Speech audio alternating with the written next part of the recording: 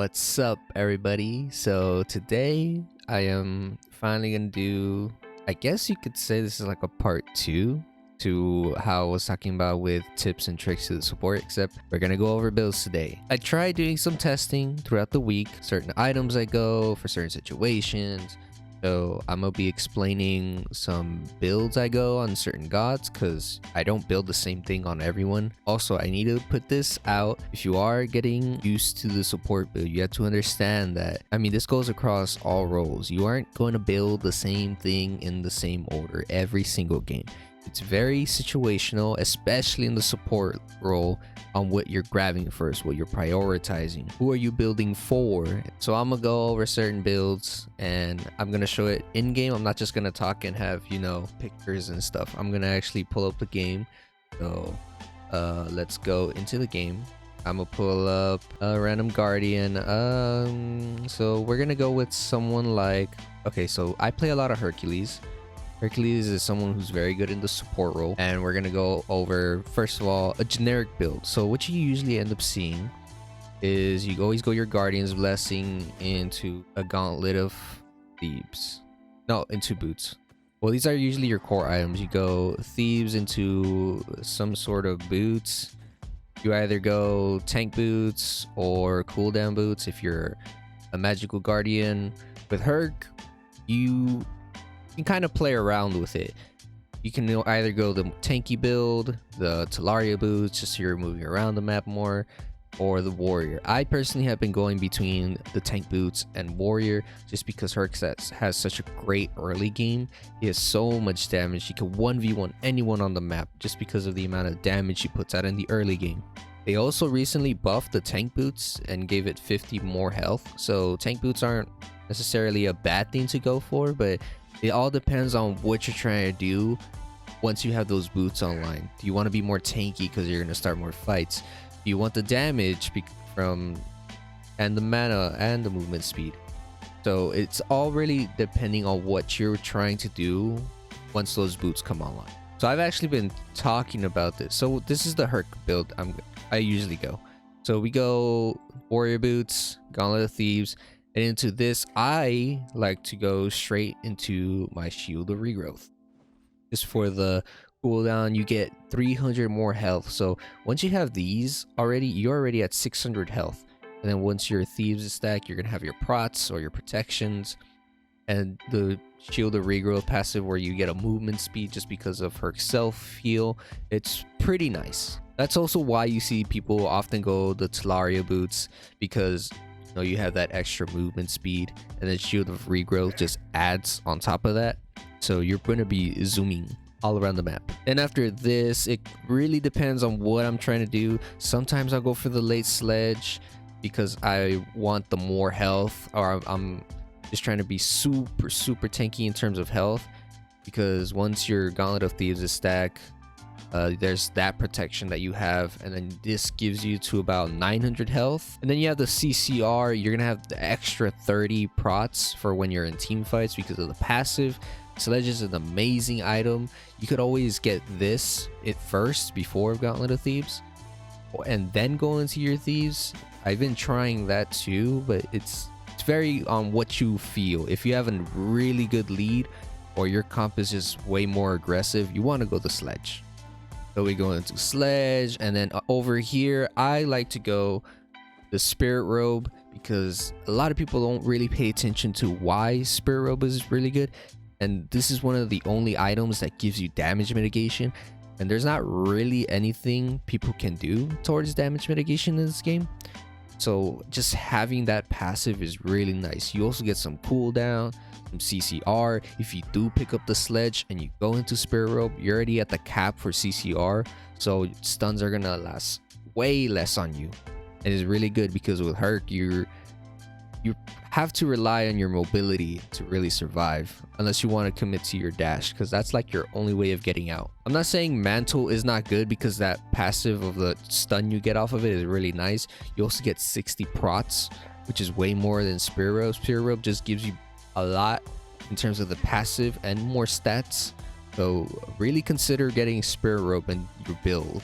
And then after Afterwards, I kind of pay attention to what's giving me the most trouble on the map, and then decide, okay, do I want to sell blessing for something, or what do I want to sell my boots for? Sometimes I'll sell boots for a sort of damage item, maybe like a weight shield, so that way you have that percentage reduction. And as far as relics, I really have liked where are the relics? I really have liked grabbing blink and shell. These are usually what I grab. You can always play around with what you feel is better, and then also pay attention to your solo laner, see what they're grabbing. Okay, maybe this game there's a ton of healing, there's a lot of shields, maybe I want an Ankh, because Ankh is actually really good. I know people often grab Sunder for Nike, but I've personally preferred grabbing the Ankh, just because with the Sunder, if you miss, then that whole item goes to waste. So Ankh is really nice because you're also affecting the rest of the team that's around you, and you're also taking away the shields. So I personally prefer Ankh just because of that. So this is to kind of give you an idea of why I grab these items. Sledge for because of the passive, the amount of stuff you get on it. This item is pretty bloated and it's really good, and it feels very nice on the warrior supports. I would also get this item on Horus if you're looking to play Horus. If you're wondering how you should build Horus, Horus is more or less the same build, except you wouldn't really grab Shield of Regrowth on him. It's not the greatest, but it's not horrible. But this item is more for Hercules in my mind. Alright, so we're gonna jump on towards the Guardians. Now with the Guardians, it's also very situational. Just like with when you're using Herc or Horus, when you start using people like Khepri, Cthulhu, Zerg, Bracken, etc. It's very situational on what you want to build. So it's going to be the same idea. You go into your boots, you not book a Thoth, but I forgot it's called shoes here, but you will always either go cooldown boots or tank boots. You never go lifesteal, you never go travelers. You sometimes go cooldown based on the guardian that you're playing. So there are guardians with super long cooldowns, so you want to go with the cooldown because you want to try to get aggression early, or you want to make sure you're spamming your abilities more often. Now I've been leaning more with the tank boots over cooldown just for the survivability. Like I said earlier, they buffed the tank boots recently to have an extra 50 health, so that's about half the health you're gonna get from Gauntlet of Thieves, which is really nice. You also get the CCR, so stuns aren't gonna last as long on you, and that's pretty nice in the early game with the amount of stuns that might get thrown at you. So I usually grab this, and then you go into Gauntlet. Now we're gonna go into a different build path that I've been trying recently, because personally I don't like building Thebes as much anymore. It's not that the item is bad, it's because of the situation sometimes I get put in, as in where I fall behind, or it takes so much to get this item because it's very expensive, when I could just start building a different item instead. We're gonna get onto that build path, but not right now. So usually after this, I try to maybe grab a Genji's, because you tend to hang around the mid lane more, which means the mage is gonna be in your face more. And then if the support tries to mirror your rotations, that means he's gonna be in your face. So that's 2 magical damage that you have to worry about. Now, before people are like, Guardians don't do that much damage, you'll be surprised with the amount of stuff they're throwing at you that a Guardian will be able to destroy you, especially if you're a squishy. So grabbing Genjis, Onis, Shoguns, all these items are really good. I don't see people building Onis as often, which kind of blows my mind. I can see why you want to get Genjis every single time, but you guys have to pay attention to the passive of some of these items. Onis is another item that gives you damage mitigation. So what I have been doing recently is I've been grabbing Onis, and I've been stacking that damage mitigation with Spirit Robe. So that means you have a good amount of damage mitigation from 2 items. Now I don't go Spirit Robe right away after Onis. After this, I'll grab maybe like a Relic Dagger, or if they have a very auto attack based comp, I like to go Witchblade for the passive. So that way they're not completely destroying my carries, when they're not completely destroying me, so I have time to CC them. But you also could grab a Wing Blade, if the comp has so many slows, if you're playing against like a Yamoja and Arachne, who else has a slow like a Baka, those slows won't really do as much to you, so it's nice to have. But you can already get the idea of what I mean by you're grabbing what is based on the team comp, what's giving a bunch of trouble for your team, because there you can build selfishly, but usually you want to build for your team. So you'll go this into Spirit Robe. Oh, I forgot, you always grab Guardian's Blessing, but you go Guardian's Blessing into Shoes, Thebes, Oni's Hunter, Relic Dagger into Spirit Robe. I think by now 1 2 3 4 5 6, then you would sell boots. For what I've been liking to do recently is I've really been liking the Divine Ruin pickup. When it comes to anti-heal, I usually don't build it. I usually just grab the Cursed Ankh, depending on how heavy the anti-heal, not anti-heal, how heavy healing the comp is. But this is usually what you see nowadays. It's usually the generic build, except you see more Genjis instead. And another item that I've been liking is Shoguns, just because I recently found out this aura does apply to you also, not just people around you. And the aura is that you're getting an increase of attack speed by 25%. That is also applied to you, so that is pretty nice to have. People like Fafnir, or any other god that has some nice damage and auto attacks like Terra. I believe Terra's basics apply a slow, so that can be really useful to have on Terra. But going back to the anti-heal, if you really need some anti-heal, I prefer to have a Contagion, just because this gives you so many good stats. It gives you health, mana, MP5, and it gives you the physical protection. If not, if you don't grab this, you usually grab Pestilence. But you also have to take in mind these items do not stack with each other. I believe auras don't stack on each other, so that's something you have to look out. Also, if you grab Divine Ruin, you got to make sure your mid laner doesn't have it, because if you both have a Divine Ruin, it does not stack with each other. It doesn't work that way. So that's one thing you have to keep in mind. That's why I will always grab the Cursed Ankh if I decide to grab Divine Ruin. The other thing is, I'm gonna get into this right after this with the different build paths, but if you're building hybrid too, it's better not to grab the Divine Ruin. It's more for the penetration, for the reasoning behind grabbing the Divine Ruin, but there are other items that you can come across if you want the extra damage from your Guardian. All right, for this next one, I'm gonna give an example with Artio. So with Artio is one of those more aggressive Guardians who likes to be in your face, who could pump out a good amount of damage. So with Artio, I usually grab cooldown boots. She's one of those Guardians that you have about 6 abilities you could spam. So I definitely want to make sure I have the mana needed to throw out all those abilities, because she's a stance god, which means that she switches between stances or forms, because she can turn into a what is it called? I don't remember what it's called. I think it's a druid. Oh yeah, she turns into a bear. So she has 6 abilities in total. So with her, that's a lot of mana you're going to be using. So you want to make sure you have the cooldown and the mana to provide for that, especially in the early game. You don't have as much mana. So the Shoes of Focus is our choice today.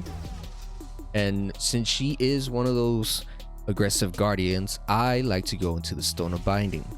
Stone of Binding also, they buffed it, so now you get can I float on this? All right, so Stone of Binding, it gives you power, protection, and MP5. You get that little boost in power, but you also place a debuff on people that you're crowd controlling. Artio has a stun, a cripple, and a slow, and a root.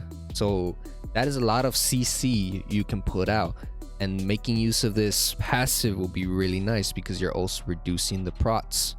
That could be on the Guardian, the solo laner. If for some reason their damage decides to build some defense, you're placing that debuff on them. So I don't see people often grabbing Stone of Binding, but it is a pretty nice item. But you usually want to grab it right after your boots.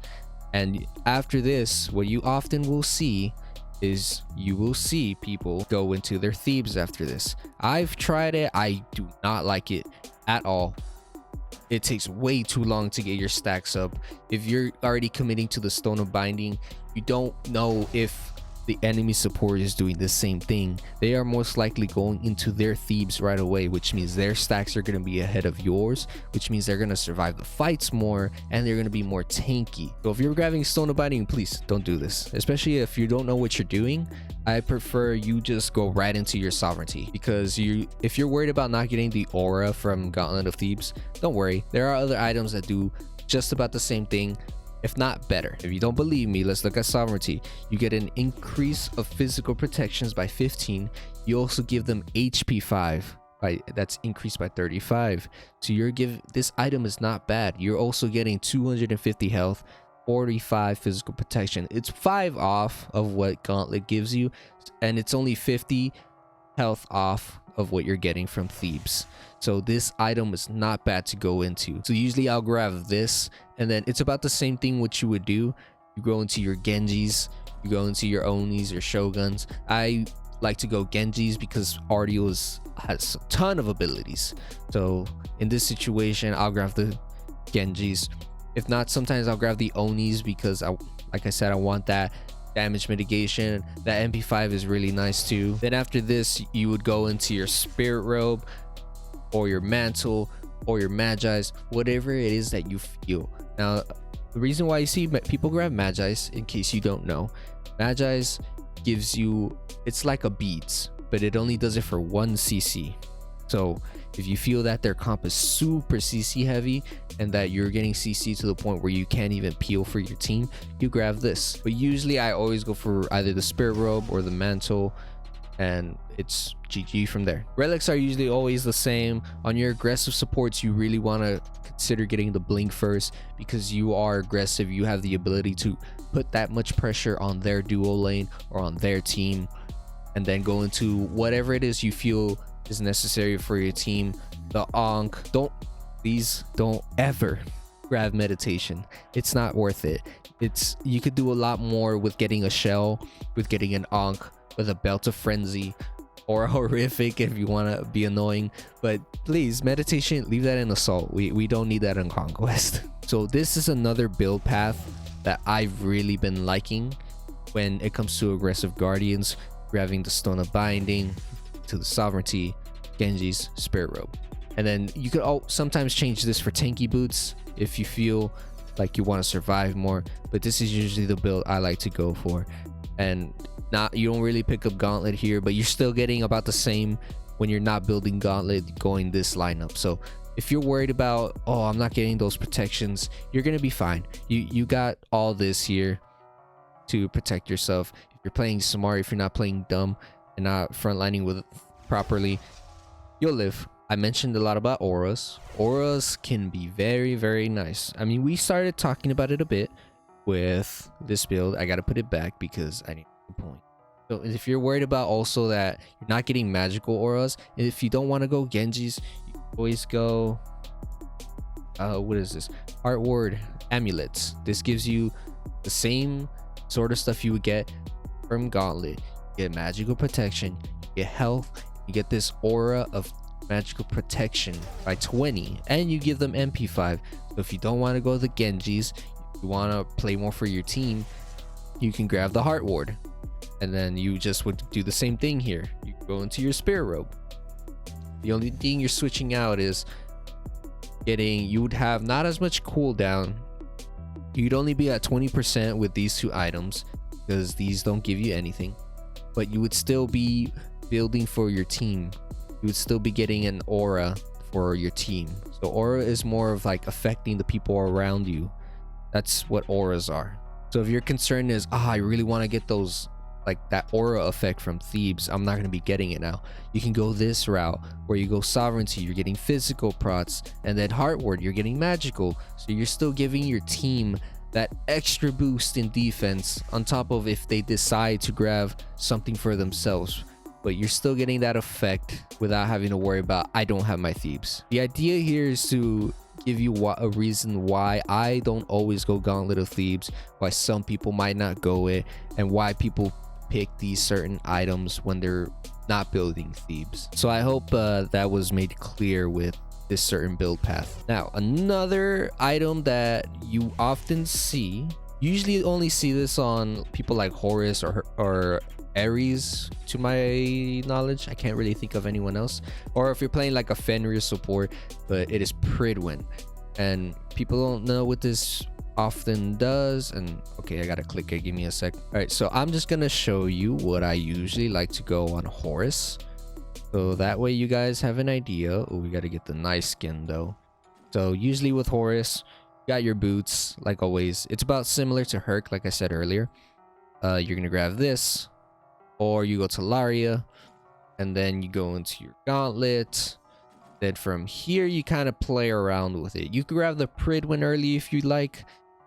This item, it actually gives you a shield when you're ulting. If you're familiar with Horus, Horus has the ult where he dives on people, so he full commits whenever he does the ult, so that puts you in danger. You do get a shield, I believe, from the ult, but this will give you another health equal to your protections. So if you're stacked on protections, this is gonna feel really nice. And I believe after, okay, so we're gonna read it. When destroyed by timing out or being depleted, it explodes and deals magical damage equal to 50% of the shield's initial health, and you also give a slow. So if you're chasing down that enemy and that shield gets procced, you also give them a slow, so you kind of guarantee that you're gonna kill that person. But it's really nice on people where you hard commit. So the first three people that I could think of is Horus, Ares, and then Khepri, because of Khepri's res. So those are some people that you would like to grab it. It's kind of like a Stone of Binding, except instead of placing a debuff, you're giving yourself a buff, but you're also getting some protections off of it. You're getting 20% cooldown, so it's gonna feel really nice, especially because warriors don't have a sort of cooldown boots like mages do, or guardians. So if you're worried about that, usually I like to do Genjis or Onis. Genjis gives you that cooldown.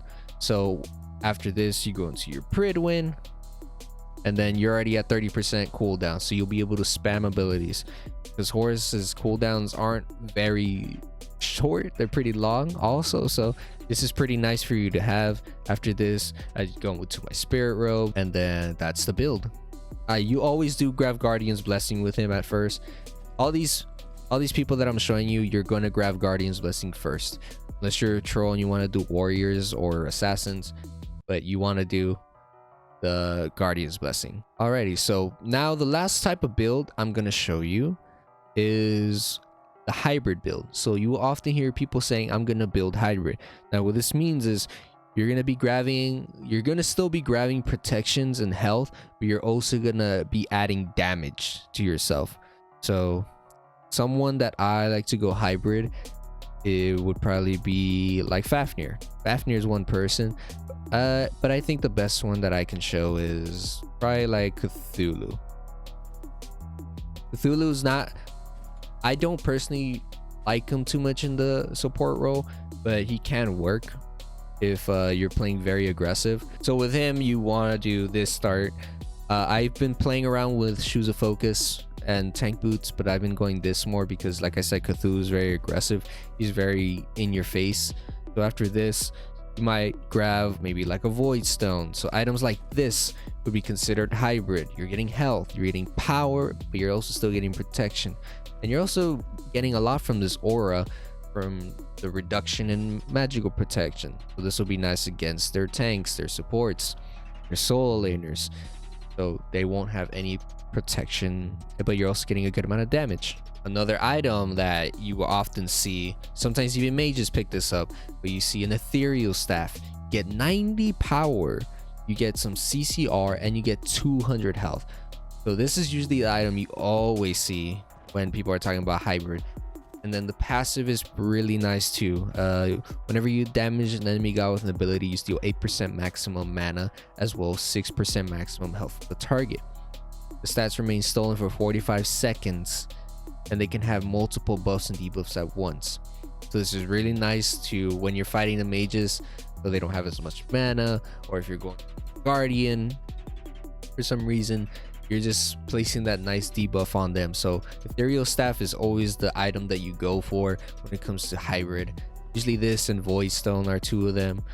Some people will often grab a spear of magus. Because of the passive, usually you don't grab this anymore because your mage often grabs it. I usually go into a spear of deso because cooldown, you get the little pen, but you also get 110 magic power. But you have to be very careful because the difference between this and the other options I just showed you, you're not getting much of items for yourself in terms of protections and health. You're going more for the damage. So usually if you get to a point where selling boots, sometimes you do sell the boots for your ethereal staff, or you can also go the gem of iso, which is another good item. You get the 90 health, not 90 health, the 90 power, 200 health, 10% crowd control reduction. This is really nice on actually Ganesh being with his ult. No one's gonna get out of that ult, and it's gonna be very, very painful. It's grabbing something like this, or actually another item that's pretty nice is the Pythagorean's piece. You get health, power, lifesteal, penetration, and then you're boosting lifesteal of your teams. So if your team is, let's say you have an Anubis on your team, you're gonna be increasing his lifesteal by so much. Now I'm gonna go into a bit more of selfish building in a way. It can be good, but it can also be bad because you're building more for you, so that way you can do more for the team, but you can sacrifice auras for it. So another way of building would be the shoes of focus, of course, and then you can go gauntlet, but you can't skip it and go straight into a breastplate. Now I say it's selfish because you get literally no auras from this. And you don't get health, which is one of the bad things, but you get 300 mana, so you'll be able to spam more abilities, especially because it's at a 20% cooldown. So it being a bit more of a selfish pick. Genji's can also be considered a selfish pick. It's because you're not getting much from it, but it is okay for you to build like this. You just have to make sure that you're taking advantage of the stats you're getting. If you are building selfishly, you're not getting any auras for your team, so that means they're more vulnerable, especially if the enemy support decides to build with the auras. So you have to be very, very, very on point with what you're doing if you decide to build selfishly. So those are the consequences you have to think about. The last thing I think that I'm gonna make, if in case I remember something else, but you really, really, really have to pay attention to the team's comp. If they're stacked with 4 physical, you're gonna want to grab more physical. You want to stack for the team, so you want to make sure you can survive against those people. They have more time to throw CC on them, that you could tank so many hits because they're all just physical. And if they have magical, you want to do the exact same thing, stack up on magic defense. So those are probably everything that I have to say for now. I give you guys some build examples, some of the generic builds, reasons why I go for certain things, and you just really have to pay attention, because the other hard thing about being a support player is realizing the amount of items you can go, because like I mentioned at the beginning of the video, it is very situational. You're not always going to be building the same thing.